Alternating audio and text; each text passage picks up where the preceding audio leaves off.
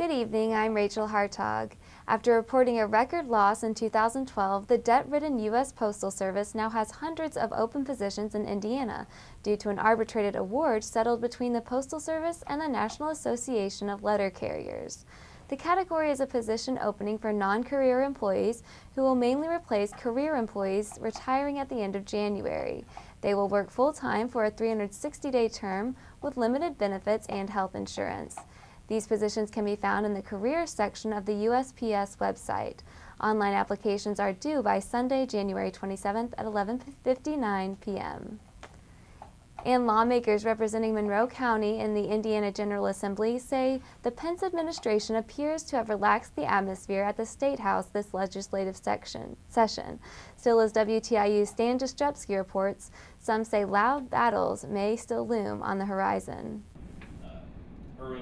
At a Friday legislative breakfast at Indiana University, Terre Haute State Rep Bob Heaton said he's noticed a change in urgency since Mitch Daniels left the governor's office. It just seems like it's so laid back compared to what we dealt with a couple years ago.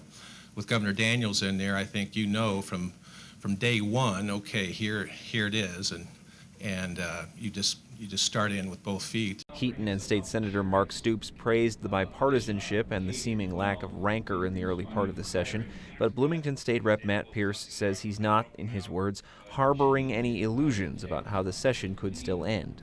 Sooner or later, when we get to the really critical issues, whether it be expanding Medicaid to provide more health care or budget priorities, tax policy, I think when we get into those harder issues toward the second half of the session, you're going to perhaps see a little more spirited debate going on. The lawmakers sparred briefly on the issue of expanding Medicaid coverage in the state, with Bloomfield State Rep Matt Ubelor noting hospitals in his district tend to be among the largest employers in the small towns he represents.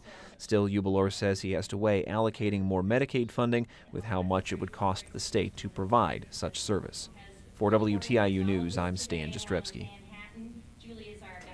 And here's a look at the weather. Tonight, mostly clear, lows around 17. Tomorrow, mostly sunny, highs around 30. Tomorrow night, partly cloudy, lows around 20. Sunday, chance of rain and sleet, highs in the mid-30s, lows in the mid-30s. Chance of precipitation, 50%. Monday, cloudy with a 50% chance of rain showers, highs in the lower 50s, lows in the upper 40s. Tuesday, 60% chance of thunderstorms, highs in the upper 50s and lows in the upper 30s. For WTIU News, I'm Rachel Hartog.